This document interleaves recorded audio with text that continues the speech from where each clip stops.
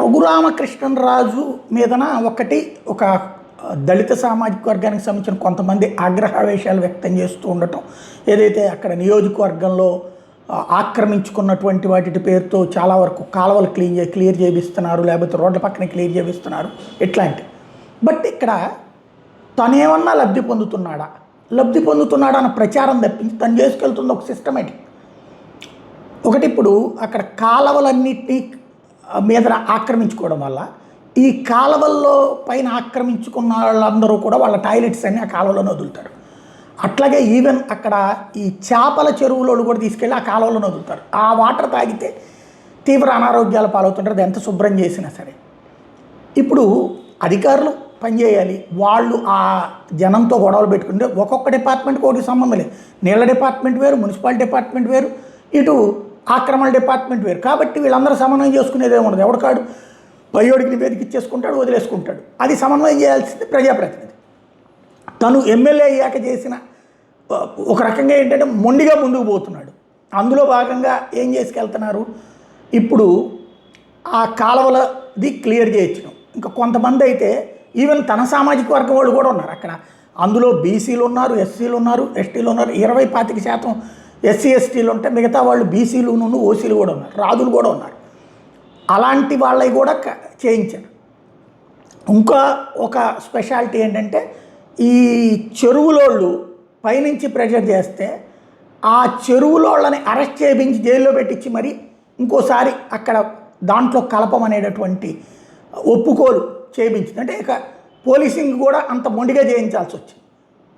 దాంట్లో రఘురామకి లాభం కాదు, ఆ నియోజకవర్గాన్ని తను తీసుకున్నాక దాని సంగతి ఏంటో తేల్చాలా, బాధ్యతగా చేయాలి. రోడ్లు వేపిస్తుంటే కాళ్ళ లాంటి చోట్ల ఒక గుడి, రామాలయం ప్లస్ ఒక వంగవీటి మోహన్ రంగ విగ్రహం అక్కడ అడ్డుగా ఉంటేను వాళ్ళతో మాట్లాడి పబ్లిక్తో డబ్బులు ఇచ్చి మరి తను స్వయంగా 10 లక్షల రూపాయలు ఇచ్చి గుడిని వేరే చోట స్థలం ఇచ్చి షిఫ్ట్ చేయించడంతో పాటు రంగా గారి విగ్రహం, అది కాపుల ఏరియా, కాళ్ళ ఏరియా, వాళ్ళతోనే కన్విన్స్ చక్కగా ఇంకో చోట బాధ్యతగా పెట్టించుకొచ్చారు. అట్లాగా అటు పబ్లిక్ కన్విన్స్, ఇటు పక్కన ఇది, ఇటు రామాలయం విషయంలోనైనా సరే అదే. రోడ్లకి సంబంధించి ఆ విధమైన మొండిగా ముందుకెళ్తూ ఉండటం వలన ఇప్పుడు ప్రస్తుతం కొంతమందికి కంటగింపు ఉంది.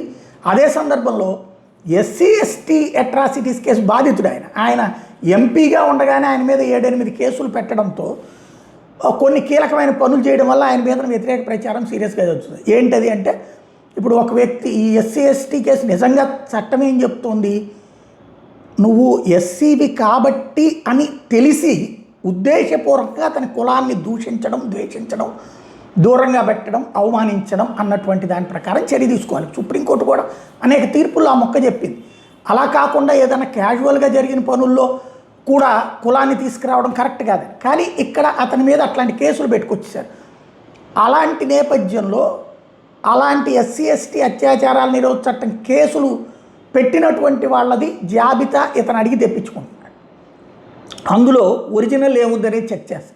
ఇప్పుడు ఫర్ ఎగ్జాంపుల్ ఒక అతను 6 మీద అట్లా ఎస్సీ ఎస్టీ కేసు పెట్టి ఆ తర్వాత వాళ్ళ దగ్గర నుంచి డబ్బులు తీసుకున్నాక కేసు విత్డ్రా చేసినటువంటి పరిస్థితుల్లో అతనిది క్రాస్ చెక్ చేయించి ఈయన ఏం చేశారు తెలివిగా, అక్కడ ఎస్సీ ఎస్టీ కేసులు ఎవరైనా పెడితే వాళ్ళు కానీ వాళ్ళ అమ్మా నాన్నలు కానీ వాళ్ళకి సంబంధించిన కుటుంబ సభ్యులు ఇంతకుముందు చనిపోయినప్పుడు ఎక్కడ అంత్యక్రియలు చేశారు, హిందూ శ్మశాన వాటికలోనా, హిందూ శ్మశాన వాటికలు అయితే దహనం చేస్తాం తల్లిదండ్రులది. అదే సందర్భంలో క్రైస్తవుది అయితే కనుక సమాధి చేస్తాం. సమాధి చేసి క్రైస్తవ శ్మశాన వాటికలో ఉంటే కనుక వాళ్ళు ఎస్సీ ఎస్టీ ఎట్లా అవుతారు అంటూ ఒక అతని సర్టిఫికేట్ కూడా క్యాన్సిల్ చేయించారు. ఇప్పుడు ఎట్లయితే మొన్న జరిగినటువంటిది ఉంది కదా పాస్టర్ గారిది, ఆ టైప్లో ఆ దెబ్బతో ఇప్పుడు ఎస్సీ ఎస్టీ అట్రాసిటీస్ కేసులు ఆగడం, ప్లస్ ఈ స్థలాల ఆక్రమణ, ప్లస్ ఇప్పుడు ఈ గుడి లాంటి చోట్లన అంటే హిందూ ఆలయాలను అపవిత్రం చేస్తా అక్కడ ఈవెన్ కొన్ని కాలువ గట్ల మీదన అటు ఇటు ఉంటాయి కదా రెండు, ఆ మధ్యలో కర్రలతో వేసేసి అటు పక్కన చర్చిల్లాగా కట్టిన వాటిని ఆక్రమించుకుని కట్టినటువంటి వాటిని ఈయన తీయమని నోటీసులు ఇప్పిస్తే వాళ్ళు వెళ్ళి నిమ్మల రామానాయుడు దగ్గరికి వెళ్ళి దీని జోలికి రావద్దని చెప్పండి అని చెప్పుకున్నటువంటి సందర్భంలో వాళ్ళు అక్కడి నుంచి ఇక్కడికి వచ్చేలోపు అవి కూలిపించిన సందర్భాలు ఉన్నాయి. దాంతో ఇప్పుడు ఆయన రికమెండేషన్లు చేసే పరిస్థితి అయిపోయింది. టోటల్గా ఎస్సీ ఎస్టీ పేరుతోనేమో సమాజంలో చలామణి అవుతూ క్రైస్తవం వైపుకి వెళ్ళి వ్యవహారాలు చేస్తున్న వాళ్ళకి ఆ నియోజకవర్గంలో ఒక ఏకు మేకై కూర్చున్నాడు.